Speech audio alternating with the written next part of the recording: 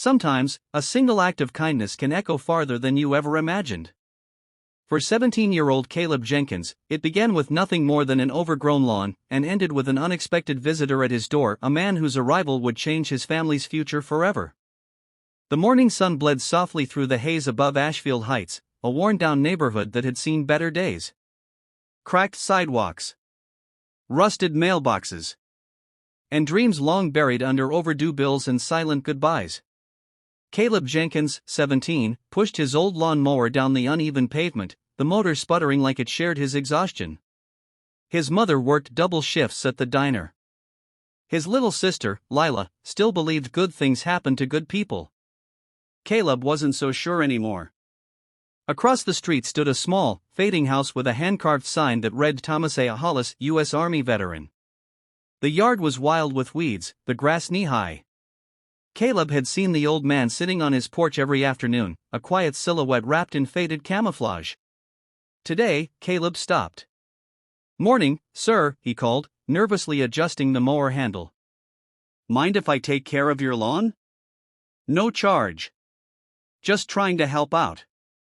Mr. Hollis looked up slowly, his sharp blue eyes narrowing beneath bushy brows. "No charge? Boy, nobody does anything for free these days." Caleb smiled shyly. "Maybe somebody should." A pause, then a low chuckle. "You sound like my sergeant," the veteran said.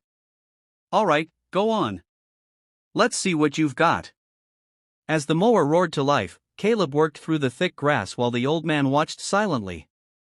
Between passes, they spoke about the neighborhood, about lost things, about the park where Caleb's father used to play soccer before he left for good. When Caleb finished, sweat-drenched and tired, Mr. Hollis nodded approvingly.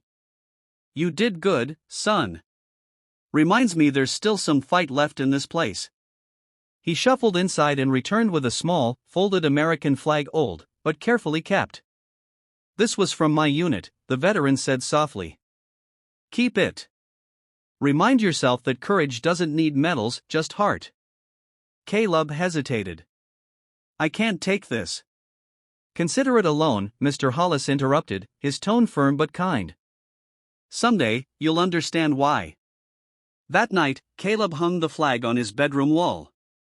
He didn't know why it mattered so much, but somehow, it felt like a promise. The next morning, a sleek black SUV rolled to a stop outside the Jenkins' worn-down home. Caleb was helping Lila with breakfast when a knock sounded, deep and deliberate. His mother opened the door and froze. Standing there was a tall man in a dark suit, holding a folder embossed with the name Kincaid Development Group. "Good morning," the man said. "I'm looking for Caleb Jenkins." Caleb's heart thudded. "That's me, sir." "My name is James Kincaid," the man continued. "My company's been watching the community efforts around Ashfield Heights, and I understand you recently helped one of our oldest residents, a Mr. Thomas Hollis." Caleb blinked. Yeah, I mowed his lawn yesterday." "Why?" Kincaid smiled faintly. "Mr. Hollis passed away last night." The room fell silent. Lila's spoon clinked against her bowl. Caleb's breath caught in his chest. "What?" he whispered. He was fine yesterday." The man nodded solemnly. "He was. But before he died, he left specific instructions, for you." He handed Caleb an envelope sealed in red wax.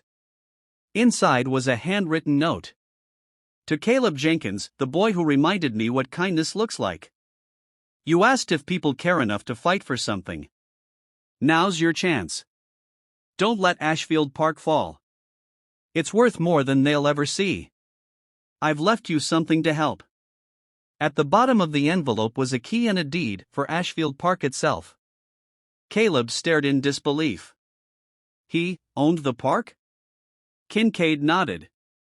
He did. And now, you do. News spread through Ashfield Heights like wildfire. A 17-year-old boy now owned the park everyone thought was lost. But not everyone was happy. Developers had been circling the property for months, ready to turn it into luxury apartments. Caleb quickly found himself standing before the city council, facing men in suits who didn't believe a teenager could stand in their way.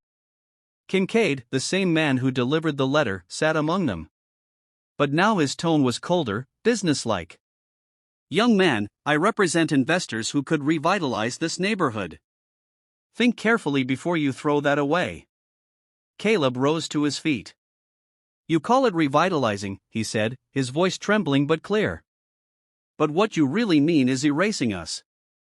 This park isn't empty land. It's where we grew up, where we remember who we are. It's our home." The room murmured. Some council members shifted in their seats.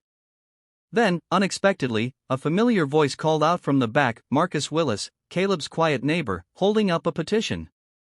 "Over 200 signatures," Marcus said. "We're not letting you take this." The council went silent. That weekend, Caleb organized a community cleanup, drawing hundreds of residents. The park came alive again, laughter, music, old veterans saluting as they planted trees beside kids. Ashfield Heights had found its heartbeat again. And through it all, the little flag from Mr. Hollis fluttered proudly on the fence. Months later, on a bright spring morning, Caleb returned to the park, now vibrant and alive.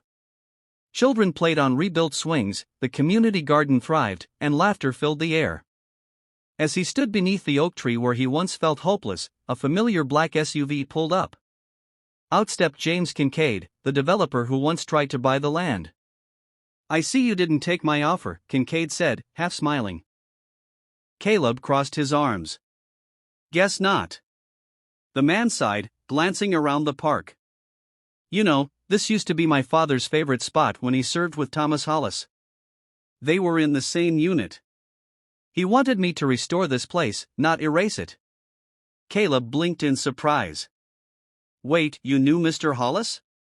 Kincaid nodded. "He told me about you before he died. Said you were the kind of person this neighborhood needed." "I wasn't supposed to deliver the deed as a developer," he paused, then extended a hand.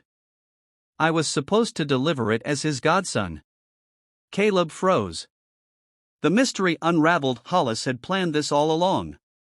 Kincaid smiled softly. "He wanted you to have a future, not just for yourself, but for everyone here. You honored that." Caleb shook his hand, his eyes glistening. Around them, the park shimmered in sunlight, the laughter of children echoing like a promise. As the camera pulls back, we see the American flag now framed in glass at the park's entrance, with an inscription. "In memory of Thomas A. Hollis, who taught us that one small act of kindness can change everything." Fade out. 1 hour 39 minutes and 20 seconds. He only mowed a lawn. But in doing so, he mended a community. Kindness doesn't just grow grass, it plants hope. And sometimes, hope is enough to change the world.